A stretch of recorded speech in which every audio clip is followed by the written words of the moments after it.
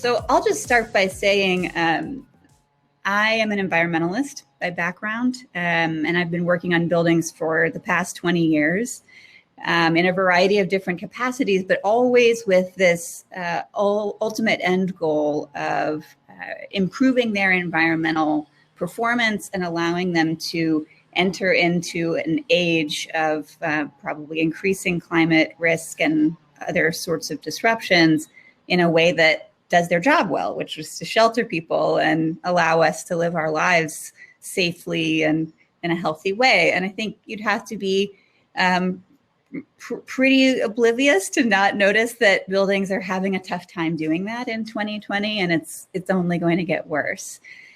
So I'm going to talk to you a little bit about the trends I'm seeing in how fast the changes have been starting to happen in the past couple years, as opposed to the previous 18 years that I've been watching this industry try to get its head around concepts around sustainability and climate and these kinds of things. And I want to do that just to emphasize how different the game is now, how much we have, well, really no choice, but to do a lot more than we have been doing, and that it's going to look different also than the way that it has looked. So the first thing I think we need to get our heads around in real estate is that it's going to look like exponential change. We're talking about hockey stick moments for those that are familiar with that term in the business world. We know that this is true partially because when you look at other sectors that have started to really invest in climate solutions, you see a lot of these types of graphs. So for example, well, let's go first to renewable energy. So this graph here shows you an incredible decrease in cost of solar energy in North America, to the point that it is now cheaper than coal, it's cheaper than nuclear in terms of its levelized cost of energy. So we are now seeing this transition already happen in the US in terms of our energy demand, our energy supply. We are at a place where in the past few years, it has become cheaper to install new solar and wind capacity than it is coal and gas and nuclear. And that happened because of a massive infrastructure investment in solar. A lot of it came from China, and it has happened. Similarly, battery costs are plummeting and will become, in terms of cars, more cost effective than the internal combustion engine right around now. And this is, again, a huge investment in R&D has led to this transition. It happened at the federal government level, it happened at state government levels, but it also happened from the private sector. So these kinds of graphs mean that an industry becomes rapidly transformed and disrupted in terms of a matter of, as you can see, a decade. So the first thing I think we really need to get our heads around is that there is a real, we should be anticipating a big change to happen because we need to invest in this, because we are going to. We'll talk a little bit about how that investment is inevitable. But then to just go back to this first graph I wanted to show you, what this is talking about is the overall amount of energy that we consume in the US. You can see the green, and I know this is a little hard to read in this sort of interface here, but the green is gasoline, it's petroleum. You can see there's actually, if you can squint, you can see the massive drop in 2020 of our petroleum consumption. But you can also see that petroleum has been going down. The blue is coal, has been going down a lot. Again, we're seeing that trend. The red on the bottom is renewable energy consumption, which has now surpassed that yellow line, which is nuclear. So it's just to emphasize a couple things. One is petroleum is also dropping. Petroleum consumption, gas consumption is dropping. But some of these areas where we are not dropping are the electricity sector, energy sources. And that is going to matter a lot as we transition to a renewable energy grid. Buildings are the important partner in this transition because we essentially need to keep our consumption down while we are expanding floor area, while we are building new buildings, et cetera. Embodied carbon is going to be an issue. We'll talk about that in some of our sessions during the conference, et cetera. So we have a huge transition we're going to be going through while we're also watching our energy sector, our power sector, try to curb all of these lines to go down, except for the red one, which needs to go up. And nuclear, we won't talk about it today, but it'll probably be flat. So just as context, right, that's a little bit, I think I want everyone to understand that the building sector is doing this work in partnership with other sectors. So that's happening. Petroleum's going down, renewable energy is coming onto the grid very quickly, electric cars, et cetera. So in buildings, we've got a few really important trends that are starting to bear down on real estate.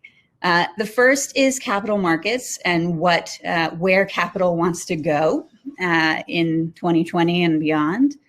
The second is insurance and what's happening with insurance companies and their ability to assess risk in this new world that we live in, where it is no longer normal to predict normalcy.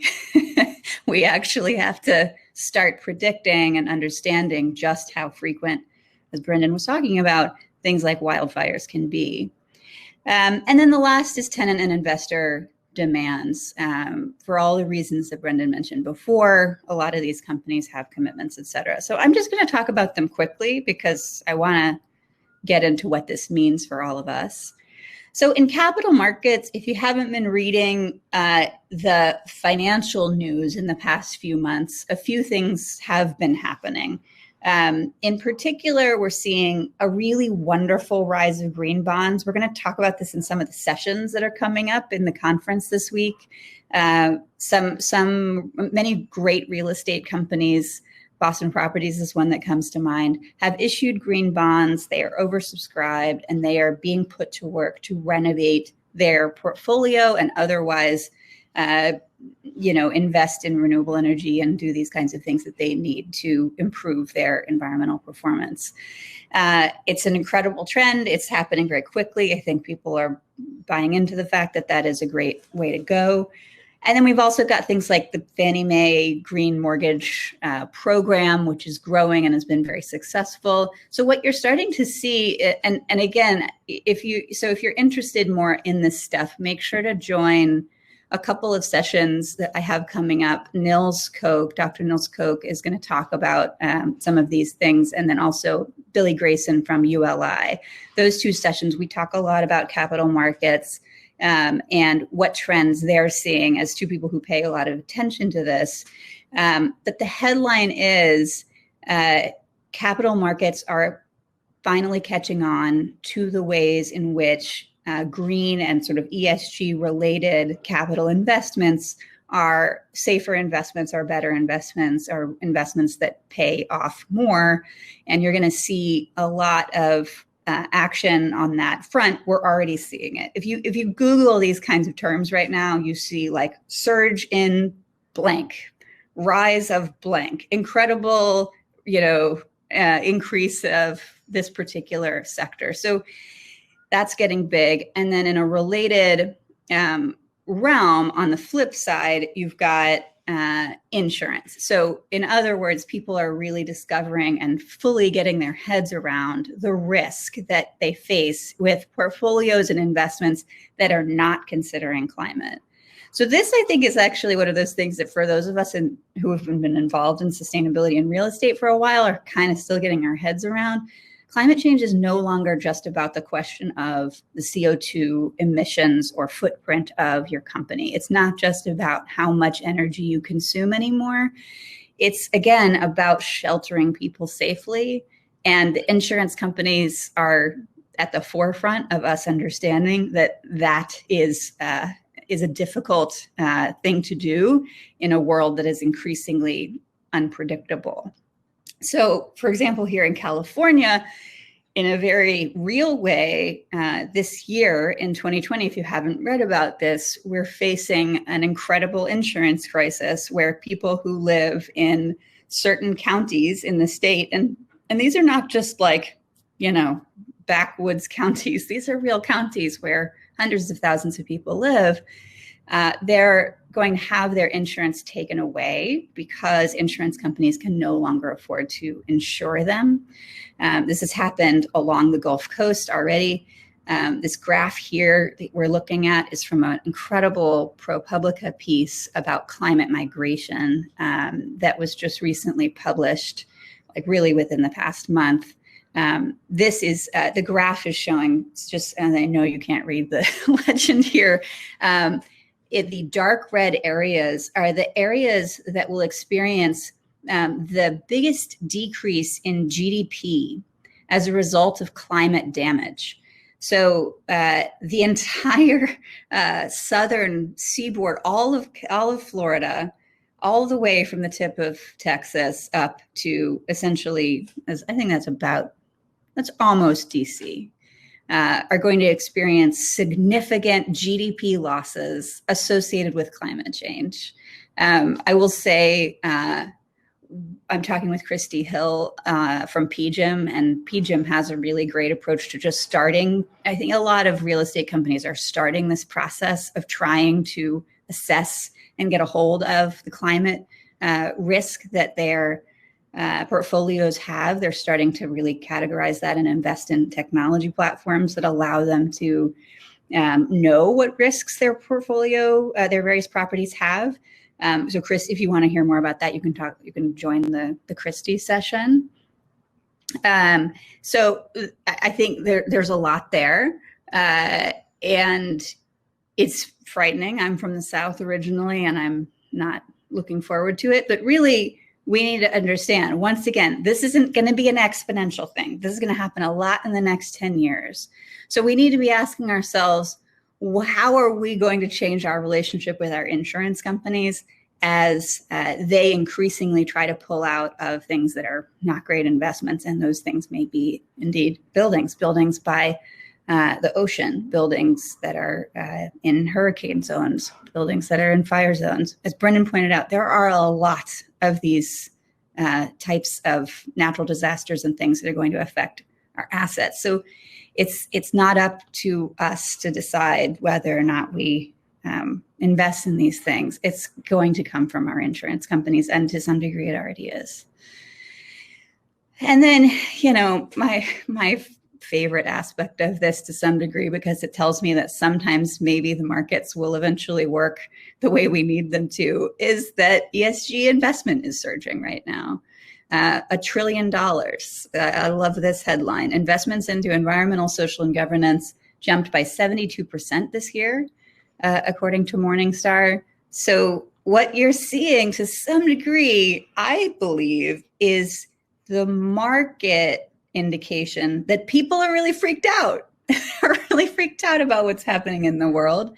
And they want to understand how they can participate in some way. And if it could be a pension fund. I think I found a statistic actually is somewhere around 75% of these kinds of institutional investors, pension funds, et cetera, are now investing heavily in ESG funds. So it's a part of their strategy. I believe that's a statistic that came from, I'll find it later. I'll put it in the chat or something, but I think it was, it's one of the big management consulting firms that did a study on this. So it's a big deal. So those are the pressures, right? We've got a lot of things coming in from outside real estate that are essentially asking us to perform differently. And just to make sure, as it relates to ESG performance, I'll tell a story. I won't attribute it, but you'll hear actually from JP Flaherty, from Tishman Speyer, from Christy Hill, from PGIM, in those conversations that I'm having with them this week about how these questions have changed with their investors in the past few years. So where it used to be that a real estate company could get a good sort of thumbs up on their ESG by having one of those sustainability reports that Brendan showed in his slides. So just like make a document. And that was the type of question that folks like JP and Christy would get back, 10 years ago. Do you have a sustainability report? That was sort of the checklist, more or less. They are getting much more sophisticated now because they can, because the data is available, and also because the climate is in crisis and people need better information. And so they're starting to hear, and you can hear them talk about this, just how elaborate and how fundamental the questions have become about their actual environmental performance. So this is a critical point. I think this is one of these things where we've been relying on a very different type of interaction in the business world around ESG performance, and that is about to take a scale jump, or it has already taken a scale jump for many, especially if you have investors in Europe. You've already been dealing with that type of really probing question about your environmental performance. So it's one way of, so what that has meant is that a lot of these societal and business trends are taking place, and they are then also pushing policy to change. So I want to make sure everyone hears a little bit about what is going on in the policy realm as it relates to climate and how that is going to massively impact buildings if it all starts to go the way that we frankly need it to go if we want to keep the planet the way it is. So there's a few things that we're seeing in climate action policy and climate policy right now that are trends that are very common, that a lot of people are calling for. Notably, there's a lot less conversation about things like carbon tax. That's no longer the thing that gets talked about at the federal US level. What gets talked about is things like these standards. We've got 100% clean energy by 2050. We've got auto emission standards. We've got renewable portfolio standards. Renewable portfolio standards have been a state level thing where essentially the state passes a law that says utilities have to have some percentage of their power supply from renewable sources by X date, right? And that's been fueling a lot of the renewable development in the US in the past 10, 15 years. So these are the kinds of goals we're seeing. I just want to point out how gigantic they are. And that is going to continue because climate doesn't have small solutions, at least not at this point. Perhaps if we had gotten really going in the 1970s, we could have been doing these in smaller bits, but we are not there. And so we have to make seriously gigantic steps forward on our economy to make the transition happen fast. So there's pretty universal agreement by those who believe in climate change that these are the kinds of things that we have to do. 100% clean energy by 2050. Auto emission standards are basically looking at getting to zero emissions, as you can imagine, around 2050. So that it's a pretty steep curve. And then renewable portfolio standards, it's just a way of saying, these are the kinds of policies that we see. This is the structure around which we're going to see the economy change. But specifically for buildings, what that translates into, I want to highlight three of the biggest policy levers that we're going to see and make sure people kind of start to get their heads around what that is.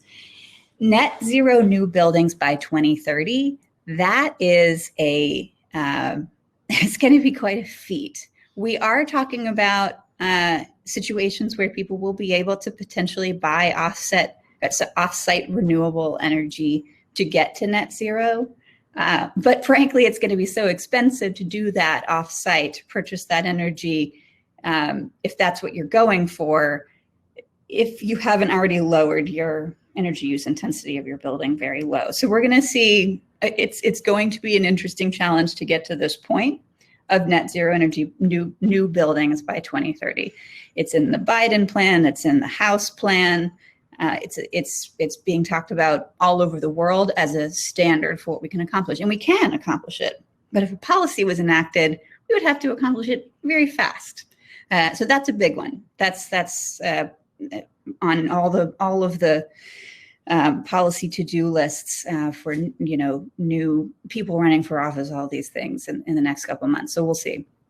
The second one is in many ways my favorite. We're going to talk about it a little bit more detail. Existing building energy standards at the city scale. So cities are adopting these policies. So that's a big deal and is something that we're seeing. I think it's probably hitting more people in this particular group, and it's big and is going to matter a lot. And electrification is the last one. It is fascinating. It's essentially pulling out all the natural gas in our buildings. It's going to have a huge impact. Okay, so I got to get through this a little quicker. I'm going to make sure you can't probably read all of the text on this slide. So I'll just say, if you want to talk more about existing building performance standards, join my session with JP Flaherty tomorrow. We're going to talk a little bit more about these city scale existing building standards. But just know there's some difference right now between carbon and energy. For New York, it's carbon. For DC, it's energy. I believe for LA, it's also carbon, et cetera. We have these different approaches, but the deal is you get fined if you don't comply. If you don't reduce your building's energy consumption, or if it's not already low, you're going to get fined. And these deadlines are coming up basically in the next 2 or 3 years for these cities, and many, many cities are starting to enact them. So with that, there's a chance that none of these trends are going to change real estate. This is where I feel like Brendan and I are totally on the same page. You could look at all of this stuff and say, it's not going to, my bet is that real estate will continue going on. Like, it's not really going to change that much. But frankly, I don't want to be that kind of person. And I hope you don't either. I hope you would like to say, these are some real business trends. These are some real market shifts. There's some real opportunity to innovate here that we're not doing yet. What bet do you want to make? I would like to make the bet that if we listen to those trends, we can make the transformation that we need to make. There's a couple things I'm going to pay attention to personally when I'm looking to see if the real estate industry is reacting. The first is commitments, science-based targets. This is a quick list of all of the companies that have committed to a science-based target, which is in many ways, this is literally all the real estate companies in the US that have made this commitment. So if you're not on there, you should be on there. It takes some time and effort, and that is a good thing. This is what that kind of commitment looks like. For Boston Properties, for example, it's a reduced emissions by 39% per meter squared by 2024. We're also going to have to fix what's broken. I want to just point out, when we talk about the building sector, we're talking about our school buildings, which are massively underfunded. We're talking about low-income homes, which are also using more energy per square foot than wealthier homes do. So there's a lot of inequity there that has to be dealt with. And I believe we're also going to see it by the workforce growing significantly. This is one of the areas I think is pretty exciting for policy, is that we have this potential to really invest in more workforce training to get more people into buildings. As Brendan was talking about, we need experts. We also just need guys like these guys who went through a program to learn how to use software to optimize buildings that CUNY runs in New York. Incredible program, really unleashes the possibilities for buildings. So at an organizational level, this is simple. You need to commit. You need to make a commitment, a science-based target. You need to hire people and start improving and measuring your performance. But I just wanted to finish by saying that if you're interested in this broader shift and the ways in which you can use your voice, you can go to this little website, which is a placeholder for a new organization that is going to push on these types of policies in the building industry specifically, to push on corporate commitments, to push on all of our leaders to step up and make the kinds of changes they need to make.